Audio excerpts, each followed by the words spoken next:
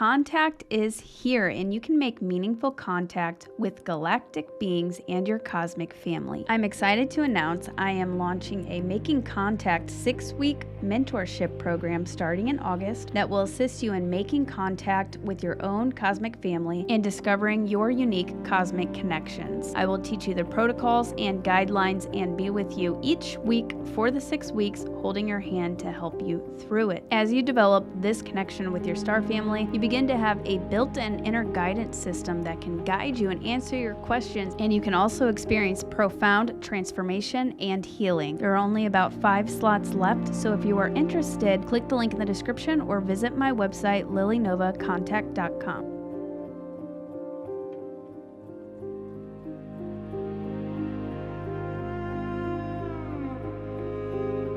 Hello, everybody. Welcome to the Rebel Collective. I am your co-host, Laura Eisenhower. And I'm your other co-host, Drago Reed. It's so great to see you all today. It's amazing to be here. I just love this show. We have been so censored and deplatformed that Drago and I decided to come together to be sure that you just can't silence us, and there's no way you're going to silence us. We have amazing guests, and today we have a very, very special guest who I just talked to recently, and we were just at an event together, Journey to Truth Conference, and her name is Lily Nova. It's so wonderful to see you today. Hi, thanks so much for having me. It's so nice it was wonderful meeting you guys in person, and it's great to be here. Thanks for having me. Absolutely. All right, I'll take it away. Lily Nova is a UFO and space photographer, ET contactee, CE5 practitioner, cosmic channel, freaking best-selling author. Her book is really good. I'm reading it right now. And a public speaker. Her story and UFO footage have been featured on the Travel Channel and mainstream media all over the world, including the LAD Bible and the Mirror. UFOs began visiting Lily during COVID while out shooting space photography. And she's an amazing photographer, man. We're going to get into that later. She's been documenting these close encounters with her camera, determined to capture evidence and discover who these visitors were and where they came from. As her experiences progressed, a communication and blossoming relationship developed with these otherworldly beings. They taught her mysteries of the universe, how to initiate contact with them, how to activate her dormant starseed DNA, psychic gifts, and healing abilities. She now uses these gifts to channel uplifting messages, DNA activations, healing, and guide others on their awakening journey on her YouTube channel. Lily is dedicated to sharing her findings, footage, and experiences with the world, and to help others initiate contact and connect with enlightened star beings and their star families. You could find her at lilynovaspaceart.com. Welcome to the Rebel Collective, Lily. So excited to be here. Yeah, Laura was mentioning that we all got together at Tyler Koala's and Aaron Kuhn's convention, the Rebels of Disclosure conference, which is freaking awesome. It was one of my top favorite shows ever, and that was my first year that I got to go to it. What was your favorite part of that show? Me personally, man, I love the people. They had a lot of really great speakers, Laura being one of them, Tony Rodriguez, which of course he's always, one of my favorites. I really, really connect and resonate with Tony. Who else was there? Jerry Wills, his presentation was amazing. So I really liked, everybody brought something unique that I think really complemented each other. And then on top of that, the community, the people, the bonfire, the trails, the nature. It's a very nice nature area. And there's a Sasquatch clan in the area too, a local Sasquatch clan in Grafton, Illinois, that I had some amazing experiences with during the conference. And a lot of people had experiences and close encounters with that Sasquatch clan too. So I think this is my 3rd year going to the Journey to Truth conference, and this year by far was the most interaction, like interdimensional interaction and in interaction with the Sasquatch clan that we've ever had. So I think that was really saying something of how high vibe everybody was, and the Sasquatch, they liked us, so that's always a plus, interacting with some friendly Sasquatch. Talk to us more about that, and just maybe beginning with when the photography turned into much more of an experience, and how that's evolved over the course of time up until this event. Yeah. Oh, so much has happened. So I really got a crash course and everything. So I wasn't a UFO person. I didn't know what a starseed was. I wasn't super spiritual. I was, I liked crystals and I knew about the chakras and all of that. But so I started off as a nutritionist. I have a dietetics degree, and I was teaching nutrition and cooking classes. During COVID, I quit my job and kind of started going through like a dark night of the soul, but also fell in love with space photography. So I have like a nice DSLR Nikon camera, and I started going out every single night to shoot space photography, the Milky Way, going in rural locations. And a few months into that is when I had my first very, very close UFO encounter.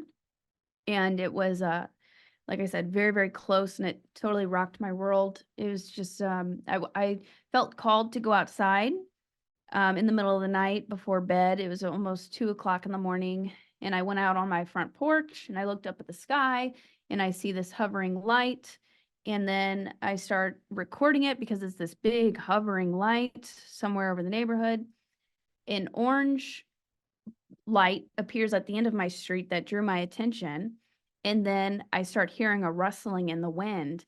And I look back, and a second craft had appeared that was a large diamond shaped craft. It was very, very close, probably a few houses down. And it wasn't like far away in the sky. It was close. Like I was like kind of looking up like that at it. And I could see the rows of lights on it, and it went side to side, up, down very quickly, and then started coming straight to me. And then it vanished over my head. And that really changed things for me. And after that, UFOs just started popping up everywhere. So me with my camera, after my first experience, nobody believed me. So I wanted to document evidence of it. So I started recording these craft, and then they seemed to be also jumping in front of my camera, like they were trying to tell me something, like they wanted to be seen. They wanted me to capture footage. So after about 14, seeing 14 strange craft and UFOs in the period of 2 weeks, I realized, okay, there's something going on here. I was being bombarded by UFOs. And so I became obsessed with investigating who are these beings, where do they come from? Holy crap, aliens exist. Everybody needs to know this. And this is in the very beginning of lockdown. And then at the same time, there was that sneaky hidden part in the COVID bill that was talking about all government factions need to hand over all of the evidence that they have on UFOs. So whenever I heard that, that's when I realized, okay, something is actually about to go down. Like this is real. And then now it's in the mainstream all of the time. So that's how it started. And then I developed a relationship and a communication with these beings, and a bunch of other things happened that after that. But do you guys have any questions or comments on that so far? So I would like to add that UAP executive order was set in motion by Trump. He was basically knowing that he was about to possibly lose this election, and he wanted to set a series of events in motion that would have to force them to actually bring this forward, because he fought them for the last 4 years when he was president. And this was kind of like one of his final acts, where it would force Congress to be compelled to legally release information from all the three-letter agencies and the DOJ and all that stuff that's been classified. So that was awesome. The other thing I wanted to add was I noticed that you went through a kind of dark night of the soul moment. I think it was September of 2020, and like you had your dream job, and this was like your first introduction directly after getting that degree, and like you was working for, I think, the University of Missouri. Mizzou. Mizzou. Yeah. Okay, yeah, University of Mizzou. And that was going really good for you. Then a series of conflicts started happening. But I noticed when we learned in QHHT is when we're on a certain path we're not supposed to be in, the universe will prevent these obstacles, and we take it as this destructive outside force that we can't control, and we really let it conflict us inside, and we don't realize that there's a bigger meaning behind these events. Like someone just had totaled your car, you went through a traumatic breakup, like the universe was telling you this is what bottom looks like, and from this point you would rise from the rest of your life. And I think it was November 17th is when you first seen that orb, and completely changed your life. And you're right. The way they appeared, I believe when the light turned orange, you said it was 2 houses down. I believe that the energetics that they were putting off from their crafts caused that electrical change in the light. And that was like that physiological effect of them showing you, hey, I'm Talia. I'm here to let you know that we are your spirit guides, we are your team, we are your crew, and we're here to say, hey man, we've always been here. And I thought that was amazing. Yeah, and they actually messed with as you go through the book, they did some strange things with that light and would kind of use that light to communicate with me.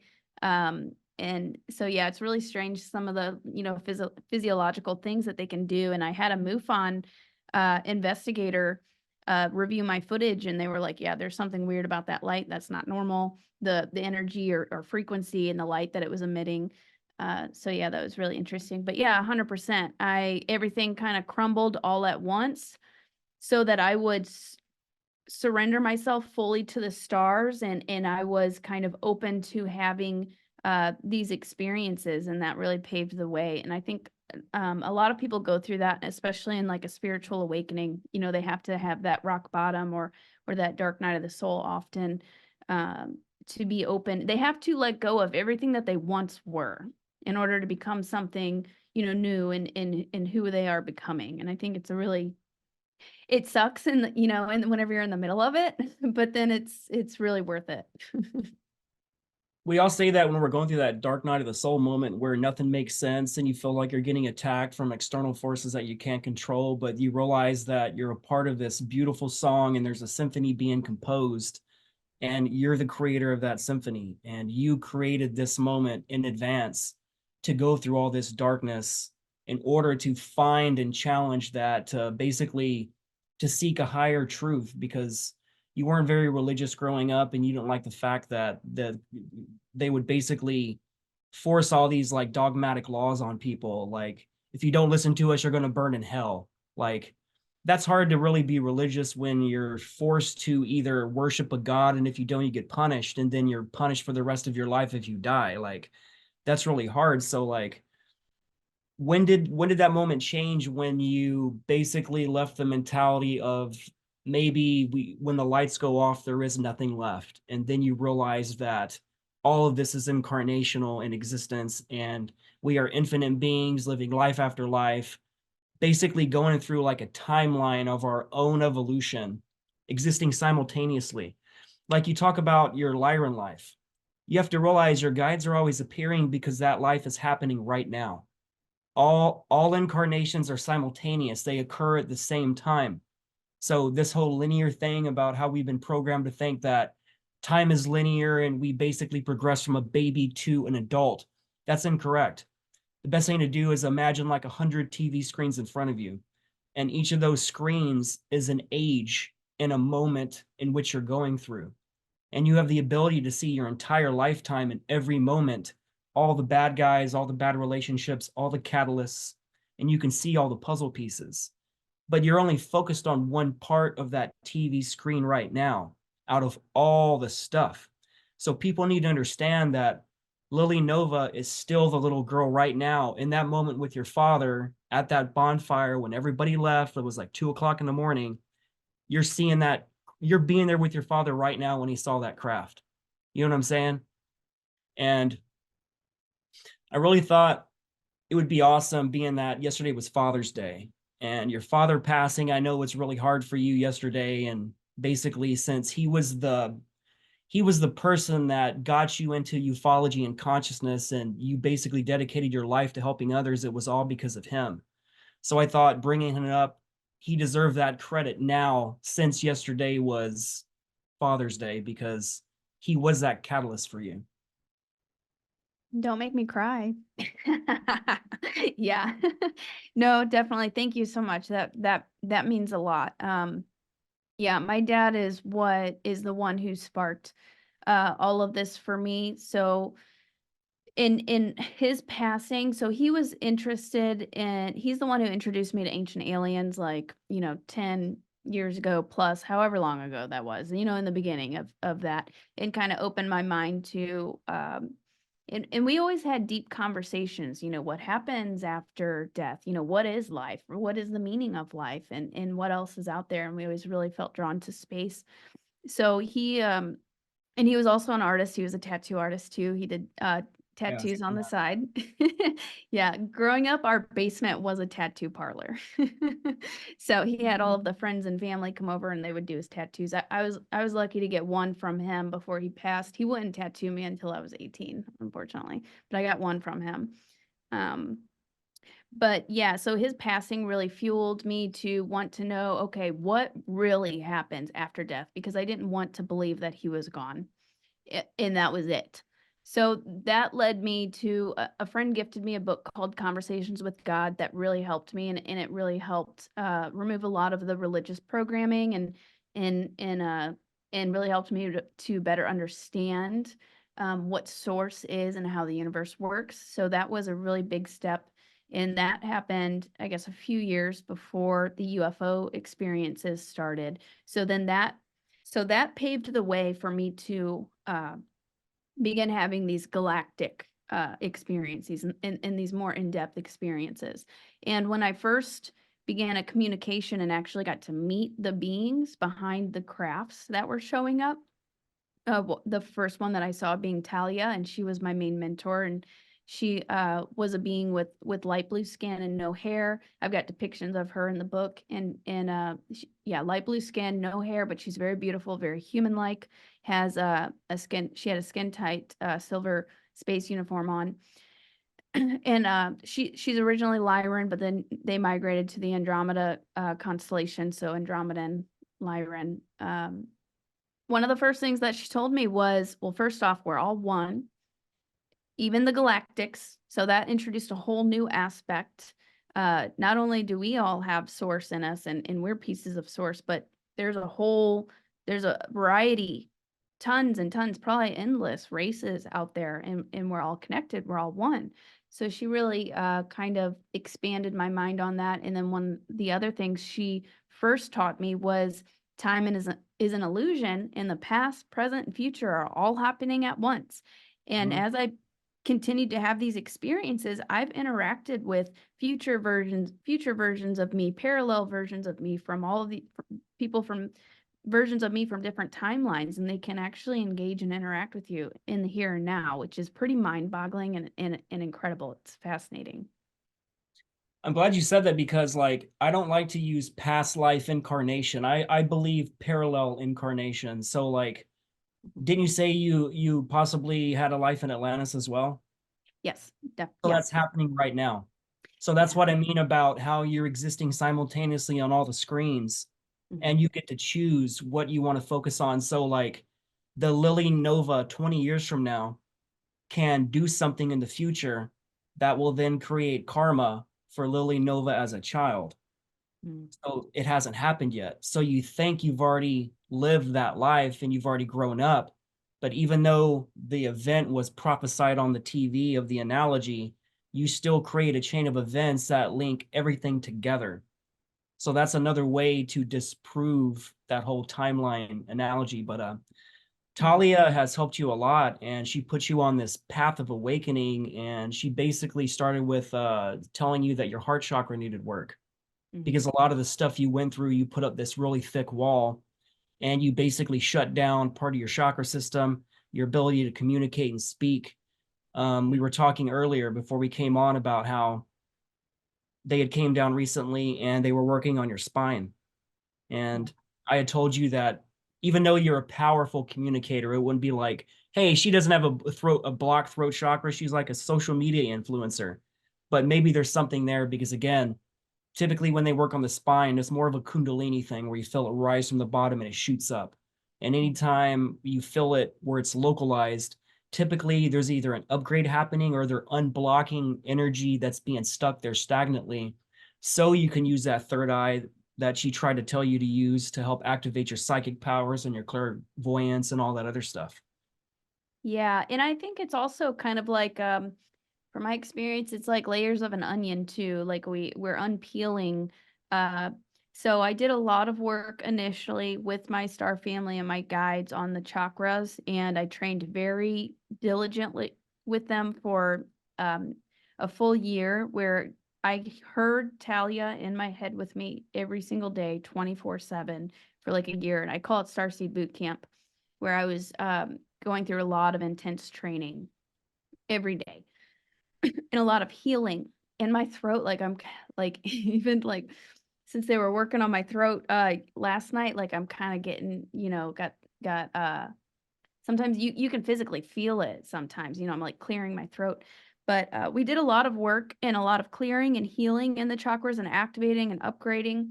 But then sometimes like these layers of an onion come. So if you work on it once, it doesn't mean that you're done. Your chakras can be, good and aligned and open and all of that. But as we continue our personal development in our ascension journey, I feel like we unpeel the layers. Like just recently, I had some more past life. I'll just say past life, but also parallel and from the programs. I was experiencing a lot of pains and injuries suddenly in my right arm, in my elbow, in my wrist. I was trying to open up a jug of water twice and sprained my wrist. And I literally suddenly felt like a 90-year-old woman. And I'm like, what the heck's going on? So I, meditated on it and I did some acupuncture sessions. And then I was like, why am I getting all these pains and injuries suddenly? And I was shown a life or parallel reality, or I think it was probably SSP2 mixed in there, where I had a mechanical arm and also some trauma and karma and things coming through my arm physically that I had to clear. And I worked with Archangel Raphael specifically, the healer, and my star family and guides for a couple of weeks, healing and clearing and transmuting that. And then suddenly, like now I'm fine. But that was kind of a layer that just came up recently around winter, this past winter. Wow. Yeah, it's pretty crazy. Gosh. Do you find that it it comes to you more than you invoke it, or is it like both now? Like a presence or a being, or are you Mhm. caught off guard a lot? I think you said something recently happened. Yeah, yeah. So they just show up whenever they want, really. Sometimes it comes in waves where it's I'll get a lot of activity and interactions kind of back to back, and then sometimes it's kind of quiet for a little bit.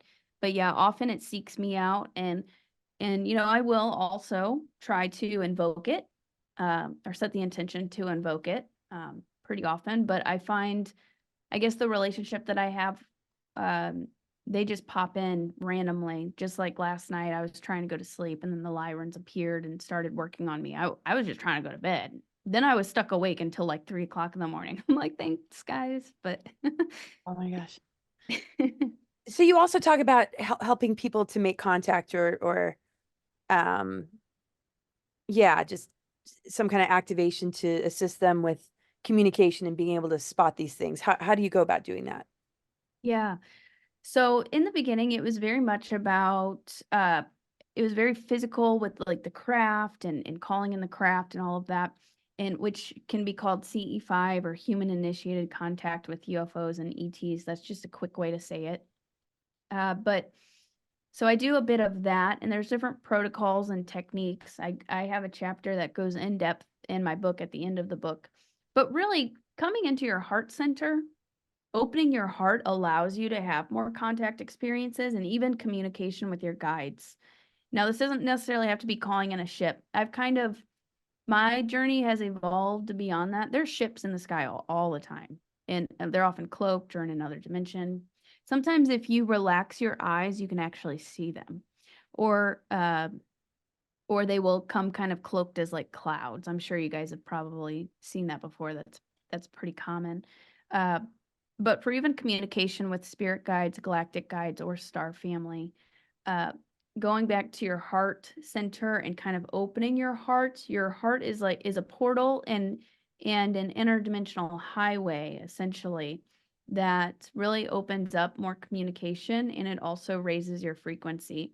So focusing on the heart, you can do heart opening meditations or exercises. Just sit there and visualize your heart opening and filling with love, or invoke the feeling of love, or invoke some sort of blissful feeling. Do something that just gets you in a higher state and raises your frequency, because these beings are, the ones that we want to talk to, at least they're of a high frequency, and we're kind of, here, and they'll kind of meet us in the middle, to where we can better perceive them, because they're always there, especially like spirit guides and things, like they're always there and they could be there instantly, but often times we may not always hear them, because maybe we need to ground or center in our heart, develop our intuition, to be able to kind of perceive and understand them better. So there's meditation also helps a lot. And I do activations on my channel to help people connect with the different energies of different specific beings.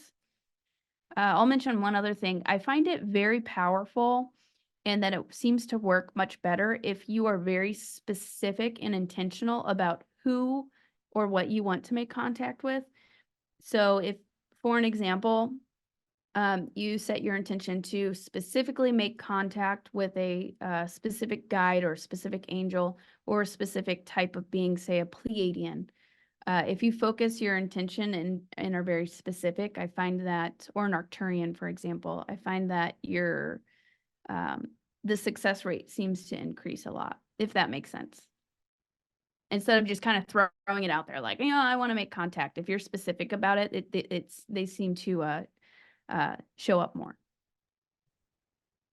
Hopefully that makes sense. I was noticing that you have a bunch of different things that you can teach people, and they're from basic to like really big deep dives that involve anywhere from 6 weeks to 3 months. Like you have the 6-week mentorship program, you have the ultimate DNA activation kit, you have the deep chakra healing with inner earth being, psychic development classes, third eye activations, and then you have that Sedona vortex retreat coming up in fall of 2024, right?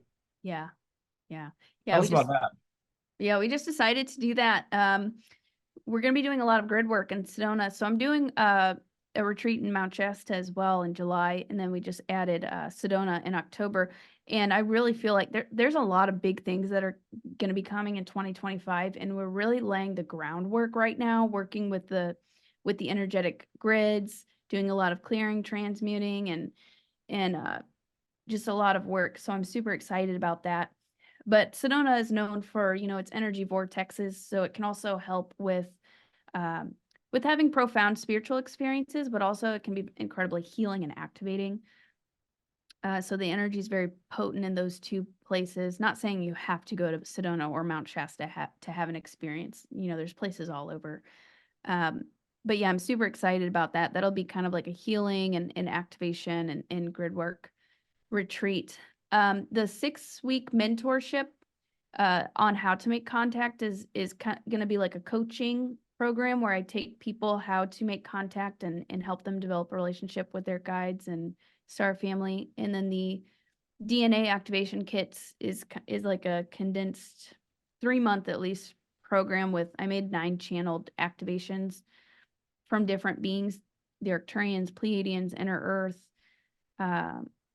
that contains frequencies and essentially channeled activations that help activate and unlock DNA. So that is basically what a big part of what Starseed Bootcamp and what Talia and the other star families were taking me through was DNA activation. And that really helped me to activate psychic abilities and, kind of like some remote viewing and just fun things like that. Healing abilities. Which everybody has access to. A lot of these gifts are just kind of dormant, but they're automatically starting to come online.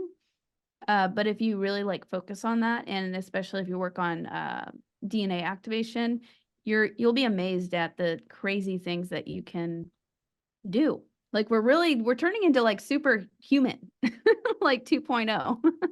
Yeah. And all the challenges we face are really opportunities to begin to tap into those greater abilities instead of continuing to give our power away to something outside. I mean, how much interference have you come across? Because, there are dark technologies and military operations and crafts reverse engineered, and not, I mean, there's forces that really don't want what is happening with you and others, right? Yeah. So that's super interesting. So whenever I was first communicating with my star family and I was feeling all of this love, these beautiful, like a love so strong I've never felt it before in my life. I'd assume like a mother and her child, that'd be the closest thing, just a very deep, profound, unconditional love. It was very kumbaya in the beginning, but then I started Star Family started kind of showing me and leading me to information and synchronicities about the hidden shadow government. And I started seeing that. I started seeing black SUVs. There was a few days where I was followed. I write about that in the book. And around that time, I was experiencing a lot of interference because I was also filming. There are these certain planes that go by, and then sometimes military craft that I was filming and kind of tracking, because at that time I was spending literally all of my time looking up, making contact, and recording. And there was a period of time where I started, I didn't know exactly kind of what was going on, but I was experiencing a lot of like psychic attack, and I think maybe even frequency directed weapons whenever I would record these certain craft and kind of track these government vehicles and things, to where I couldn't even look at my footage. Every time I would look at my footage, I started having like a panic attack and like a fear attack, to where it was so overwhelming I could not even. So that really like hindered me for a while, and I really had to work through that. And yeah, then it just psychic attacks, fear attacks. I write about that in depth in the book too. And I really had to work through that for months, and it was excruciating, because suddenly you just get this overwhelming fear that comes out of nowhere. And then I started seeing a lot of really disturbing things, a lot of disturbing visions. Um, but yeah, my star family told me that a lot of it was getting in through my root chakra, like in the lower three chakras, kind of chinks in my armor, if you will, like holes from traumas and wounds that needed to heal, maybe even tagging devices at that time. So I had to do a lot of internal work. And as I worked on my root chakra for a couple of months, then they started to subside. So since then, I've experienced a few things here and there. At the Journey to Truth conference I did one night, had some astral attacks. But besides that, it doesn't happen as often anymore. But I've definitely had weird things happen. Black SUVs, Right. just, yeah, very targeted things and frequency things, like kind of fear Yeah, things. it's like you have to kind of move through that threshold, like that layer for it to exhaust them as they're trying to defeat and, discourage people and scare them.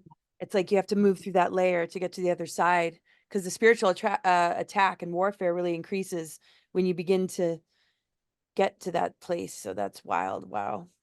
Yeah, exactly. Like, I wasn't experiencing at first, but then suddenly it was like boom, and they were coming after me hard. It and then at some point, because I was seeing these vehicles that were like kind of like following me, and at one point, I was getting very paranoid and fearful, and I heard telepathically in my head, you have to choose love or fear. You have to choose. And so I made the decision, on top of doing the internal work, to make my armor stronger so that I couldn't be affected by those things as much. And I said, okay, I choose love, and then it stopped happening. Oh, that's incredible. Yeah. Mm. Lots of lessons learned.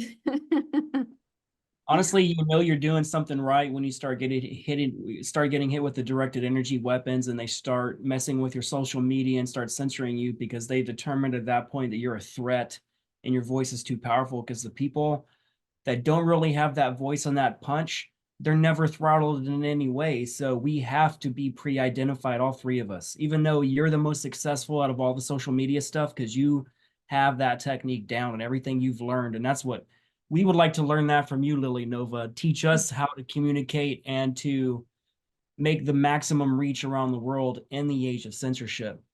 But a couple things I want to talk about that you mentioned earlier was, it's funny how we met. You had randomly sent me a message back in January, and you had said that something along the lines of you had got woken up in the middle of the night and your star family told you to get in contact with me, and you believe we're working in covert programs in the secret space program together. Yeah. Earlier, when you was talking about the cybernetic augmentation, I automatically thought about the program Kruger I'm in. And I talk about Kruger the most. They basically, they'll take humans or other beings and they cybernetically enhance us with transhumanism. They integrate technology into our bodies, implants, retinal displays, like it's pretty crazy. So if you get your arm blown off in battle, they'll replace it with cybernetics. The reason why they don't just put you in another clone body, because when this happens, they're not going to have Lily Nova the bad so the bad ASS out there being able to die. So they'll put you in a clone body in these secret space programs. Mm-hmm. But they want to enhance you. So if something happens to you in battle, they're just going to enhance it in a way that protects you from that happening next time. So like they're known for upgrading body parts and parts of our brains with software and through the implants. And the Matrix movie, for example, it shows Neo's in this chair and he jacks in this thing in the back of his head, and now he knows martial arts. It's the same stuff, it's the same programs, except they can just send it through these implants and they don't have to jack us in anymore. But when you said that, it kind of gave me the chills because, like, when I met you, I know we're working side by side somehow. And I was curious if Talia, the reason that she mentioned it to you, how am I involved? Have you asked her any of that stuff yet? They're kind of, so I got really busy whenever I was writing the book, and essentially like I was starting to get some of those memories back, and they've been kind of like helping me get some of these back.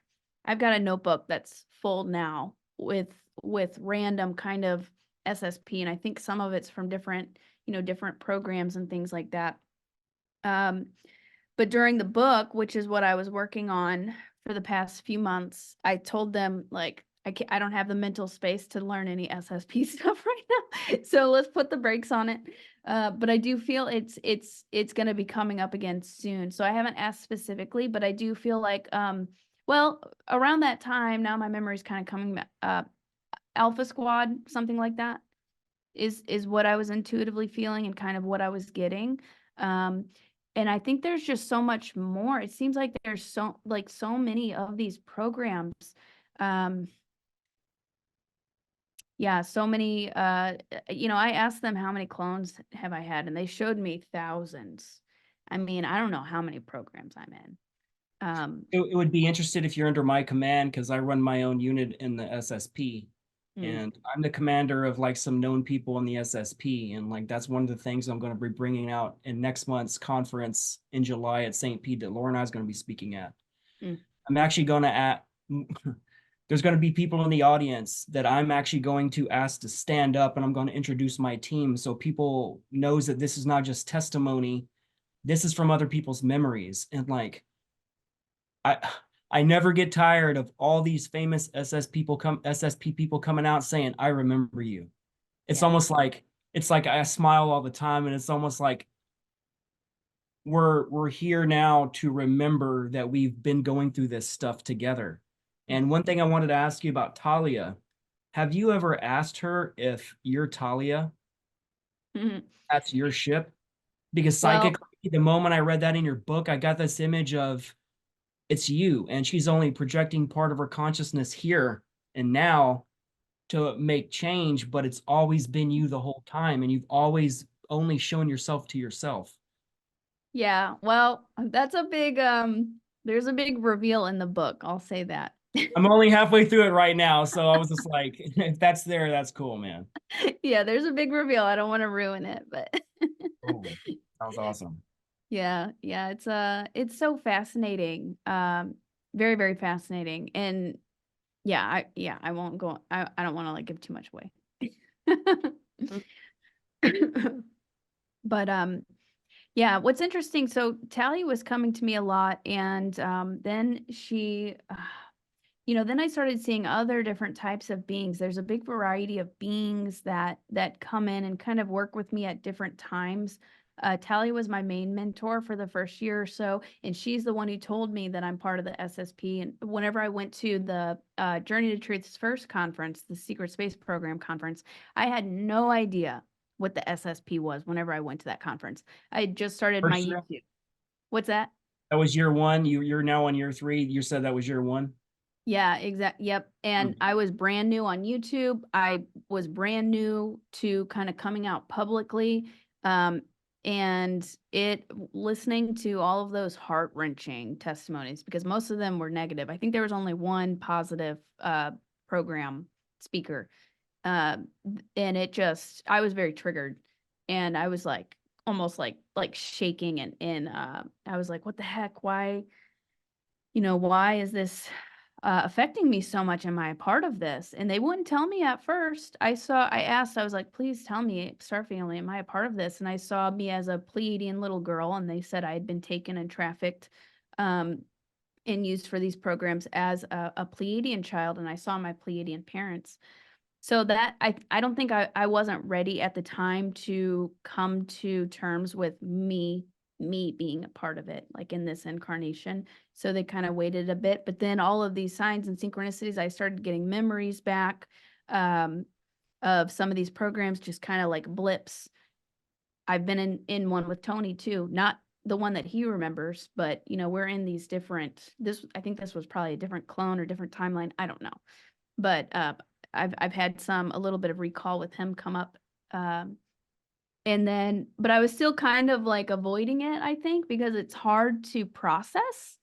And then finally Talia came to me and she's like, dude, you've been in denial this whole time. Yes, you're in the programs, like get over it. And I'm like, okay. So she's helped me kind of access some of those things, but they're kind of giving me bits and pieces at a time. And I wanted to add something about the augmentation. So there's this one specific altar. I don't want to share maybe too much personal stuff, but I know her name, and I've felt myself like as her. I feel like I'm like integrating her personality, and sometimes that will come out more.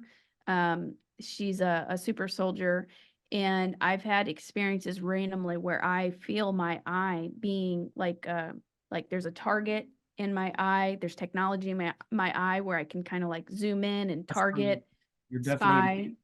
What's that? You're definitely in Kruger. Okay, Darkfleet and all these other programs are not known for all the cybernetic enhancements like that.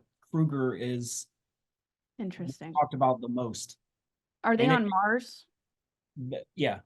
They're Okay, they're one of the mercenary forces that actually fight Monarch.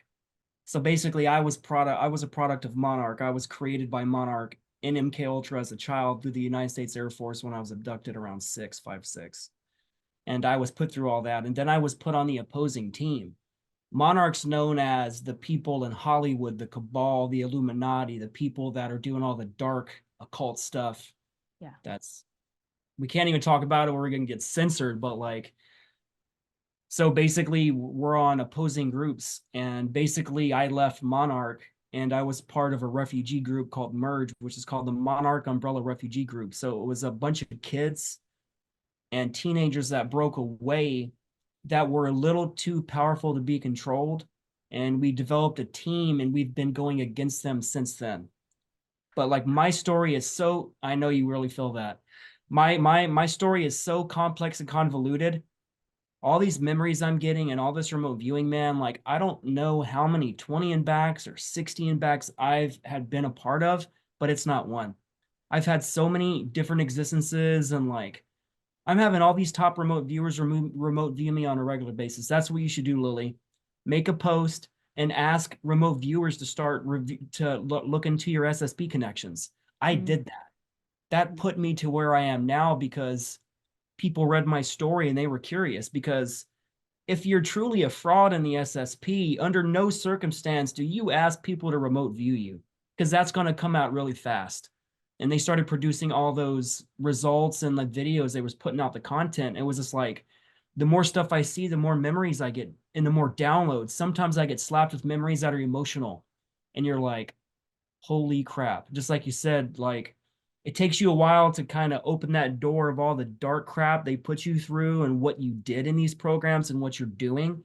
And we're doing it all in the veil of war, because this stuff that happened with the Orion Wars that you're involved with, that I'm involved with, that Laura's involved with, all the way back to Lyra, this stuff has never ended. It's been going on for billions of years. And this is why we went to Pleiades and Sirius, because like the Lyrans, for example, we had to flee from Lyra. I had lives in Lyra. And Matthew Mornian, he actually came to my house and I did like a 5-hour session on him. I had him under for 5 straight hours. I hardly ever put people under that long.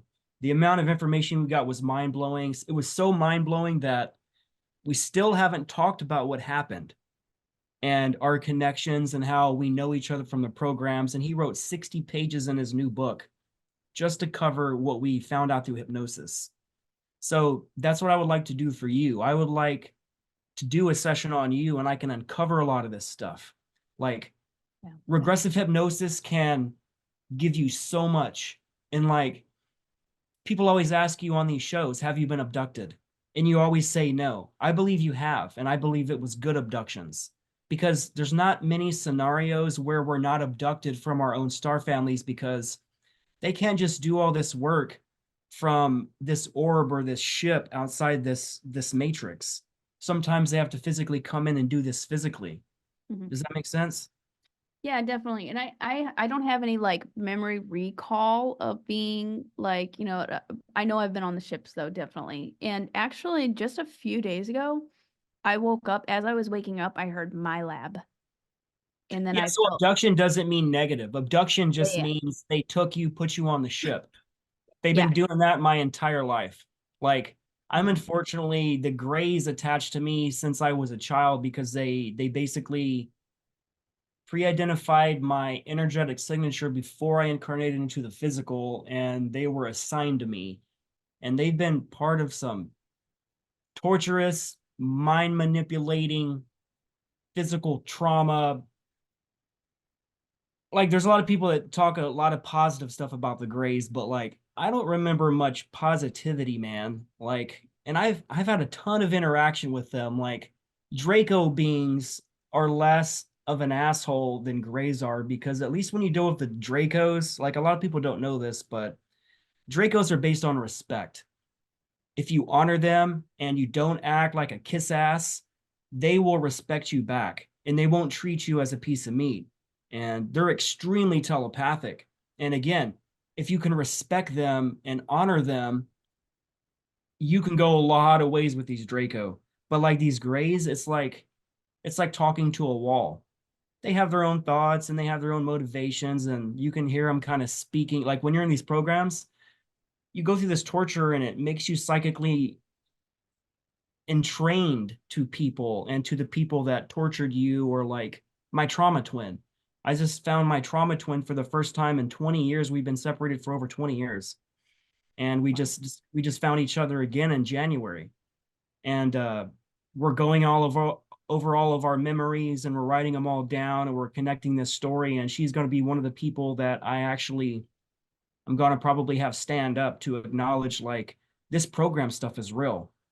Again, this isn't about just our testimony that people will either believe us or not believe us, because ultimately, we don't care if they believe us. We know what we went through.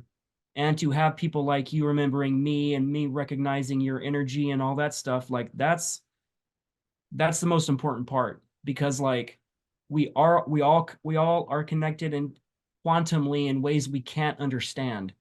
And a lot of the people are friends through the podcast. Laura, your family, like, you have to understand, like, we made agreements to do this before we got here. So you have to understand, like, none of this was random. And this was when we were activated, and we had to go through all that training, going through the steps, learning what meditation is, learning what the chakras are, going back up the spine and unlocking all the chakras. You know what I'm saying?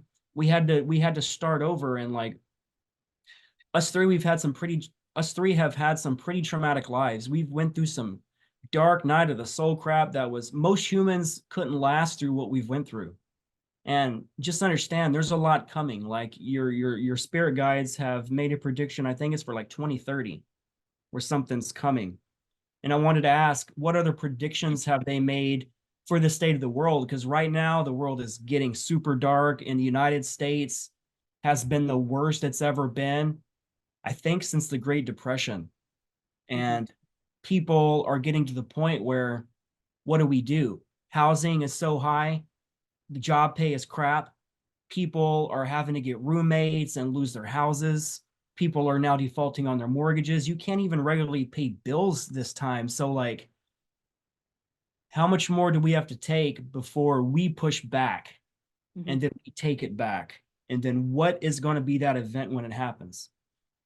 Yeah, I get really good feelings about 2025. And probably after this next election, we'll see what, That we'll would be see freaking what. amazing, man. Like within a year of what's going to happen next, because I realize that we're in the bastion of this previous administration, and there's only so many months left before we figure out who's going to run the United States for the next 4 years. And you actually got some predictions on Trump. I've seen one of your videos where you would saying that Trump's kind of special, and that he's basically a conduit to acknowledge the censorship and the corruption of the judicial system. And he wants to kind of make peace around the world. Can you tell us about some of the stuff you heard about Trump? Yeah, so I wasn't, I'm not a political person. I wasn't. Now I'm starting to pay attention more because the ET started showing me Trump over this last year or so. And there was a while where I was seeing him a lot. So I think even on a galactic level, I've actually worked with him. And he's working with some of the benevolent ETs from my understanding and what I see. But yeah, a conduit for change. And it's funny because I'm like, why did you have to pick somebody who causes so much kind of like division? And it is so like triggering for, because people hate him. And there's a lot of like, programming around that too. And I'm sure they're probably sending out frequencies and programs to make people, to rile them up even more. But I was having that discussion with somebody the other day, and I think it's part to kind of trigger people in their wounds to begin to heal. Because if you're triggered, there's a reason for it, and it's something kind of within you that needs to be looked at, reflected on, and healed. But anyways, yeah, a conduit for change. He's shaking things up, and so he was, found guilty on all 35 accounts or whatever the other day, and I was like, whoa, like that's like just obnoxious. The whole thing was very corrupt, the judicial system. And recently they've been showing me like dreams and visions about really how they're doing all of this legally. They're getting away with it legally because of the loopholes in the legal system and the corruption in the legal system. If they like, they'll come after you in that way, if they want to get rid of you or smearing your name. There's other things that they do. But so I tuned in after that, and because I'm like, oh crap, what's gonna happen? And then I saw I felt peace, and I saw Trump appear as a time traveler. And I just felt peace. Like it's gonna work out. And yeah, I think he's a conduit of change, and he's here to shake up the system. So that's a big part of it. And there's another video on my channel where I did messages from the future. That was from last year, but it still like applies to what's going on now. But do you have any questions or comments on what I said so far about like the Trump thing? Speaking of the Trump thing, like, it's cool that we're bringing him up, because I don't know how many people I've talked about personally or had conversations with or made public posts that they've seen Trump in the programs. Yeah. And they all say that he's part of a time travel program, and he was sitting here through either it's something that was started at Montauk, and basically they remote viewed all these possible scenarios of the Earth. And a lot of them were so dark that only certain ways they seen that there was only certain facets of this diamond that where it would work, where the good would win and the light would win, and we would have that 1,000 years of light. And again, I don't know how many people talk about him in the programs, but the thing I like about Trump is I believe this entire time he's been playing like 10D chess. I'm not even talking about 5D chess, because look what he did. He allowed certain precedents to be made that he knew he would lose, but he knew he would win it on the appeal. And if he didn't win it on the appeal, he knew he would win it in the Supreme Court, because everything that brought against him, it was all unconstitutional. And guess what? The Supreme Court ruled he was right every time. I'm going to tell you what he did. Thought about this a lot. He set the precedent that now former presidents can now be impeached. Presidents that are not currently sitting. Also, former presidents can now be forced to reveal tax and business records. About that. Now, former presidents lose executive privileges. They can be forced to release phone records and text messages. Former presidents can have their homes raided by the FBI. They can now be subpoenaed, and now they can now be indicted and arrested. And there's entire case law now because of Trump, where he can then reverse this on all the cabal and go after all the other presidents that were responsible for a lot of these false flag terrorist attacks like 9/11, like the entire Bush cartel, Right. which basically they're the P2 Freemasons, part of the Fourth Reich, and they connect directly to the Nazis. So like, if Trump's really gonna kill it, and if he wins, that's what all these celebrities are afraid of. They're all saying we're gonna move out of the United States if Trump wins again. I believe they're saying that because they're gonna be arrested, and they're probably gonna move. They're gonna move to a place that has non-extradition, and their acting career is over domestically in the United States. So that's what they're all afraid of. So you're right. A lot of people don't like Trump, but you know what? This is the first time in the history of the United States since 1776 that a president has been so attacked. For, I think it's been 13 years straight they've been the attacking him. felonies, like that was just insane. It's freaking insane. And like these new charges against him, they're all misdemeanors. Yeah, So they don't like, make sense. It doesn't it's make just sense. like, it's all going to be uncovered at the higher courts, and this judge, whatever his name is, he's probably going to be prosecuted. But I'm just surprised he's supporting the draft and some of the other things that we're hearing, but yeah, I haven't heard anything about him supporting that draft, but them talking about the draft right now, that's freaking huge, because that's going to be the first time they're doing this since I think it was like Vietnam. And I think Russia is parked 30 miles off the coast of where I'm at right now. Like they have an entire Russian fleet. So one of the things that came up in the messages from the future that the ETs gave me, this was like a year ago, was a ship off the coast, and it felt like maybe Hawaii or off the coast of the United States somewhere, maybe Florida. And it felt like there was going to be something really, really big about these ships. And I thought maybe it either had to do with a war or something like that, or maybe they were going to find a bunch of children, trafficked people on this. I don't know, but I'm wondering if it has to do with what you're talking about, Drago. Honestly, I'm not the guy that predicts anything. I don't give people dates, because what I realized doing QHHT is this is a multiverse. And the reason why people are so wrong with, I'm talking about the major people that's made predictions for 20 years straight and nothing ever happened, even the 2012 stuff. People need to understand that this is a multiverse timeline. And you can prove this by all the Mandela effects. So the easiest way to make you understand that, if we're going to argue what happened with certain actors or what they said in certain movies, and we argue amongst each other, you have to realize that we're both correct. The answer is both yes and no. So we did experience the Berenstain Bears and the Berenstain Bears. All that never changed. That's from your timeline. So to say you're going to predict an entire timeline that is the mother organic timeline, that's hard to do, because a lot of these people were finding out that they're predicting timelines that only they are involved with. So the person next to you might die they predict like the coast of Florida, if the poles shift, we're going to have like this massive tsunami coming in, right? Some people signed up for that. So that's going to happen to them. Other people that signed up, that never happened. And Florida became like a stronghold of the United States because of the presidents that's been set in motion by the governors that made Florida such a strong place, kind of like Texas. Texas is becoming it's almost seeming like they're going to want to secede from the United States because federal law has stepped over them so many times with the Biden administration that Governor Abbott had to sue the DOJ because they were overstepping the Texas Constitution. And I'm from Texas.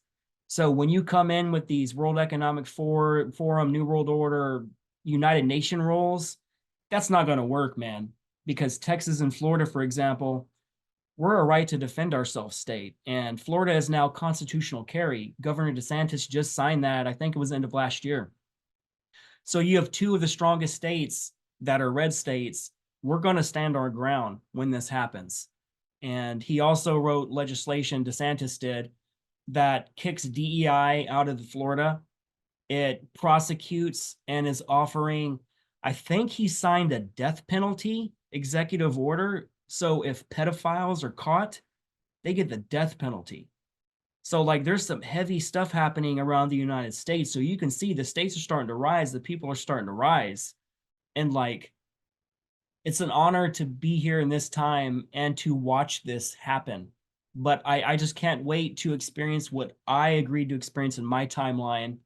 And I'm desperately waiting for that moment to happen, for the ETs to show themselves in the skies, to come down, and we have that Star Trek universe where we're part of Starfleet and we interact together, and we're a one big star family like it exists now outside the Earth. And they basically have lied to all of us. They think, we're not this spacefaring kind of peoples, but we were lied to. We're part of this cargo cult theory where we basically worship the gods, the ETs that came down 500,000 years ago, and then we've been enslaved since then. And I believe, again, this is the Great Awakening. Yeah, gosh. So, Lily, what kind of communications are coming from like Sasquatch? And I guess I almost have more than one question, and I tend to ask a lot of questions in one question, so I'll just ask you that. Okay, yeah, Sasquatch. Okay, I love working with the Sasquatch. So what I found, briefly, the first time that I met with Sasquatch was in Arkansas 2 springs ago, in a place called Mena, Arkansas, where there's known for having Sasquatch encounters there, and also in Arkansas there's thousands of miles of crystals. It's a very very special place. So we went there to connect with crystals, and then I kind of went off by myself to meditate and see if I can make contact with Sasquatch. Basically within moments, there was a whole family there, and I could see them kind of like with my third eye. Like if whenever I open my eyes, I can kind of see them bleeding through into this dimension, like see their silhouettes and see them. But it was a whole family. And what the Arkansas Sasquatch helped me to do, they told me that I was there to, I brought keys to help activate the land, and the land had keys to help activate me too. And it was like a mutual thing. So they showed me, it kind of guided me in how to connect with the Earth's crystals, the crystalline grid, and kind of do grid work. That's where I started doing grid work with their instruction. And so yeah, that's what, and then the Grafton, Illinois Sasquatch that I had experiences with, they really helped me. I did experience an astral attack, a targeted attack, one of the nights that I was there, and I had my Sasquatch experience the next day, and they really helped kind of clear all of that. They showed me that I had like a plug in my root chakra. Like somebody had put a plug in my root chakra that was making me very kind of like anxious that day after having that astral attack, which doesn't happen. So it was weird. But they helped me heal and clear that. And so what I've been seeing them a lot the past few weeks, especially since the Rebels of Disclosure conference. And once you meet one Sasquatch clan, you get connected with other Sasquatch clans because they communicate with each other, which is pretty cool. So really the messages have been about grid work and in preparing. Like right now we are preparing the Earth's grid. We're clearing, transmuting, closing dark portals, things like that, really preparing for 2025, where 2025 is going to be essentially like a huge like portal year where a bunch of amazing things and disclosure. It might get messy, but it's going to get messy so that so that people rise up, which is what we're starting to see now. So yeah, really they've been talking to me a lot about that, preparing the Earth's grid, preparing each other, activating each other to pave the way into 2025, where we're going to be making a lot of shifts. So that's been essentially the main focus with them recently. Yeah. Can I just And oh, go ahead. I'd like to add with how close they got during the Rebels of Disclosure conference and with how many people had experiences with them. I think that really says a lot that they are becoming more kind of comfortable with revealing themselves and revealing themselves more.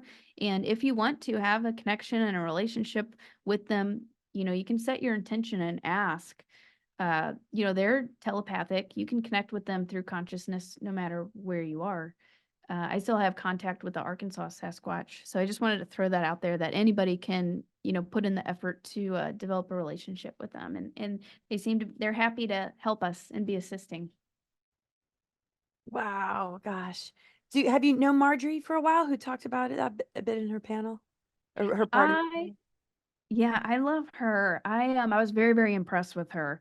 I heard her speak last year and I've done a couple shows with her. But yeah, she's incredible and she has a really a good connection with the Sasquatch too.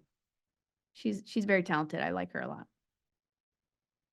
I also want to mention the 2026 prediction. Like, you're right. Everybody that I've talked to intelligence-wise, they say something big is coming. And I've noticed in astrology, like my Vedic astrology chart, I had an Indian woman read me, I think about 2 years ago at Conscious Life Expo in LA. And she told me that I had some stuff coming up in 2026 on my chart. And it was something major. And she's seen that. She keeps seeing 2026 on everybody's chart, that something major is coming. And she has came to the conclusion that there's going to be a worldwide event, because that many people all experiencing that height of something in that exact year, that's beyond coincidence. So I was just like, holy crap. So I thought about that in the entire time. Second thing is, do you think you have a Sasquatch higher self or a past life? I'm thinking I do, yeah. And so like it said that some Sasquatch come from Maldek. Is Yep. that Tiamat is also known as Maldek. okay? Yeah, I believe Tiamat's the 5D and the 3D counterpart is Maldek that exploded after we dropped down. And from what I've come to understand, they're not quite the same, but they're connected. And Maldek ended up being the male sort of counterpart to Mother Earth. And then the Sasquatch came down from Maldek after. That's just what I heard. But yeah, I mean, what I've been researching and what makes the most sense, just because Tiamat is like the Dragon Queen, and in the Tara 5D, Maldek was more around the time of Atlantis when it exploded, I think. Yeah, I think I have. I know what me then, but Drago, that's just my 2 cents. But go ahead. I agree 100%. Yeah, I haven't dived into that too much, but I do know I received some messages that I have some connections with that. So I think so, and I think it has to do with that. I've seen with QHHT that people are typically, if they get a specific type of guide or an ET, it's because it's one of their higher selves of one of their other incarnations. Yeah. So I realize that that's a phenomenon that's consistent no matter who I come across. So I'm like, if you're getting contacted by the Pleiadians, I mean, like, let's assume that you're up there right now and this is a small version of you and you think that you're the ultimate version of you, but really you're just like this small piece that needs to be in this planet to be here in this time with this energy, but you're operating on a higher level on a craft as probably a commander of a ship. You know what I'm saying? That's freaking awesome. Yeah, for sure. Definitely. Then I also wanted to mention, you said Mesa, Arkansas. Mena, Arkansas. I think that is the hometown where Bill Clinton was governor. And I think that was the city that he ran all the cocaine out of. Like that was the hub for all the drug trafficking, and he was controlling it. They've wrote numerous books on that about the cocaine trade coming through there. So it was just like that's the first thing I thought. I was just like, wow. And then moving on to Marjorie, her information really impressed the crap out of me. And like, I really want to have Laura and I interview her on the show because like I was observing her while she was sitting on stage amongst everybody. And I realized that she gets anxiety sitting on stage because if she looks everybody in the eye, she picks up information on everybody. And I notice when she's in an audience, she looks away and looks towards the ground because I notice everybody that I observed is just focused on her.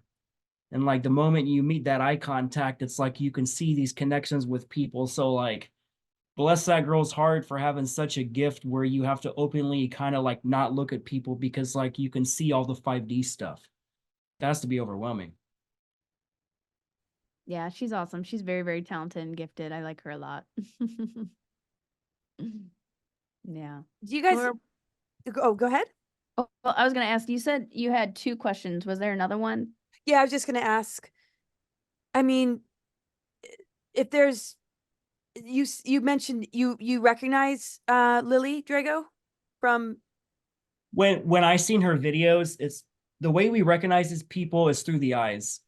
Right. And the moment I look at somebody, I will either have a connection to them or I won't. And I will know I'm connected to them. It's kind of like when I met Matthew Mornian and I seen him on video for the first time. I knew we knew each other.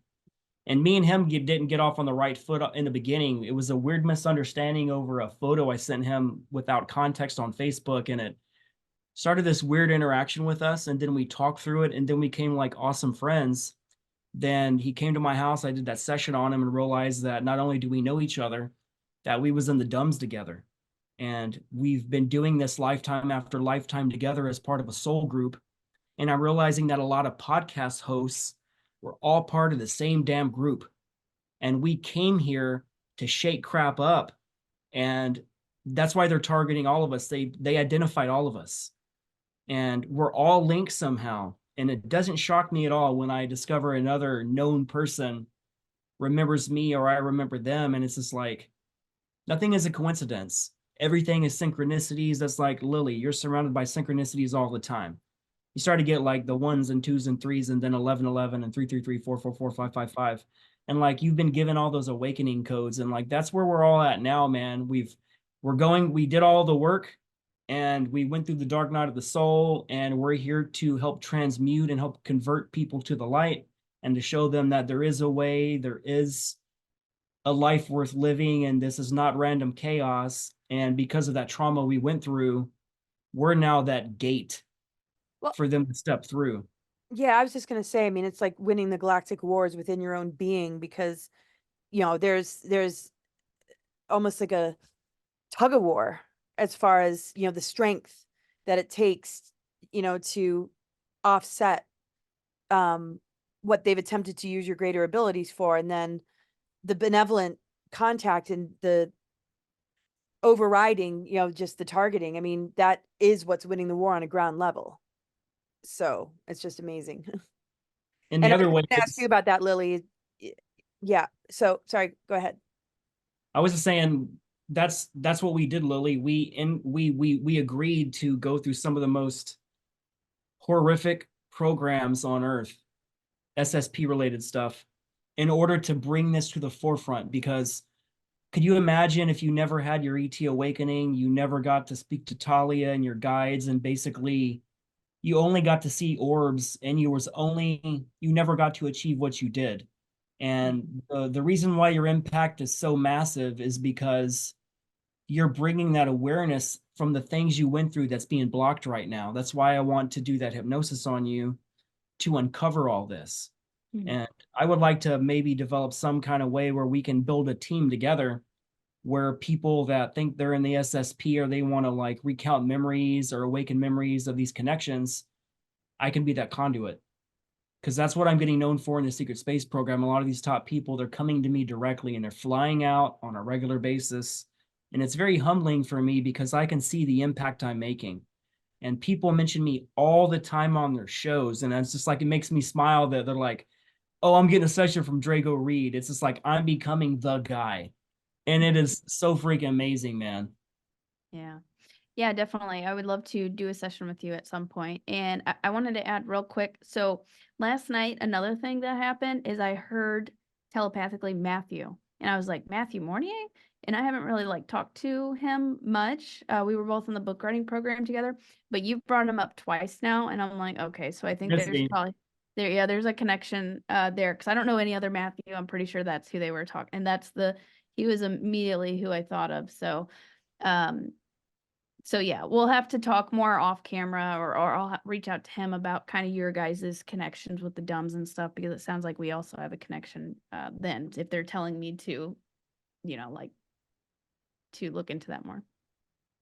I can't wait to hear that story, what our connections are, man. That's going to be freaking amazing. Yeah, that's exciting. Wow, this has been so amazing and incredible. Is there anything that either one of us hasn't asked you that's really been coming up for you lately, or you want to be sure to share?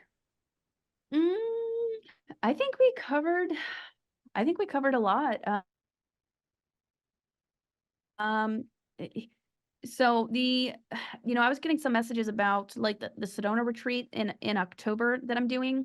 I don't think there's a coincidence that it's not a coincidence. I was kind of tuning in like the kind of the importance of it, grid work too, and then the election is in the next month, and I really feel like seriously, the work that we are all doing right now, the grid work, the internal work, the upgrades, the anchoring in our light is really paving the way for 2025 to blow it out of the park. So I just wanted to mention that we're doing really important work, and stay on your diligence of, cultivating and anchoring your inner light, and stay strong, because I think we're going to have some really big wins coming up here soon that I'm excited about. Yay. And it feels so good and validating coming from you, especially to hear that. Thank you. Yeah. Thank you. Yeah. Yeah. In closing, I just want to say that I want to dedicate this show to your father, Dan. What's that? I said to finalize this show, I want to dedicate the show to your father, Dan. Thank Because you. again, without him, you wouldn't be here. You wouldn't have been through a lot of the stuff you went through. And like, that was how he catapulted you here now. Oh, that's amazing. Thank you so much. Other than that, are you speaking at any conferences coming up? Mount Shasta in July at the Rob Potter conference, and then Tony Rodriguez is doing a Sedona conference October 19th, either 17th or 19th. And then I'm doing the retreat right after that, immediately after that. But yeah, I'm super excited for Tony's event also, and that's what I got on the books coming up. I was stoked to see that he wrote your intro. So Yeah. that's what an honor, man, like to commemorize like your experiences and everything you went through, and like have that honor. And then again, Laura's book, I'm always plugging her book, man. You got to read this. Yeah. I'm digesting this book now. I only have so much time to read books these days. It's depressing. I have like so many books to read. I realized over the last couple of months, I've bought over 25 books from these shows. So it's just like every conference I do, it's just the pile gets bigger and bigger and bigger. And I'm like, I'm focusing my time on Laura's book now. I'm reading her book. It's incredible. But other than that, I can't wait to read your book, Drago. I know you're writing one. It's going to be immense. I'm writing a series of volume of books, and it was Laura that kind of catapulted me into like telling my story, and like I've been forced to kind of like write a book about myself, because all the books I've been writing, it was never about me. It was about the knowledge I've learned in totality of what the world is and how they hijacked it and galactic history and all that. But like now that I'm stepping forward and doing presentations again, and like it's forced me to like write a book about myself. And I'm going to call it Path of the Rebel Mystic. And Matthew Mornian is credited for calling that. He did an interview with me, and he called that interview Path of the Rebel Mystic. And the moment I read it, I was just like, oh my God, that is like the name of my book. I'm like, Matthew, can I use that? That's awesome. I thought that was cool. But other than that, Laura and I will be speaking at the Full Disclosure Now conference in St. Pete, Florida, Serrata Beach Resort, July 15th to the 18th. And you can buy tickets now at fulldisclosuremovement.org. I'm going to be talking about my experiences in the secret space program, Black Ops programs, and my discoveries of over 800 freaking QHHT sessions. So it's going to be amazing. Awesome. Oh gosh, yeah, totally. I love the cover of your book, by the way, and it's just incredible. Your path, your journey, your mission. I'm so grateful to know you. It just such a light, such an upgrade, such a presence you are, and it's just been so Aw. wonderful to spend this time with you. And Thank yeah, everybody, you got to get this book. It's just changing lives, and I just really tune in and I feel the ripple effect. And yeah, I just so appreciate you, and thank you so much, Drago. I love doing this show with you and your friendship and all that you share. You're just brilliant, and I really enjoyed this, you guys. So much love. See you next Thanks time. for having me on. Yeah, thank you.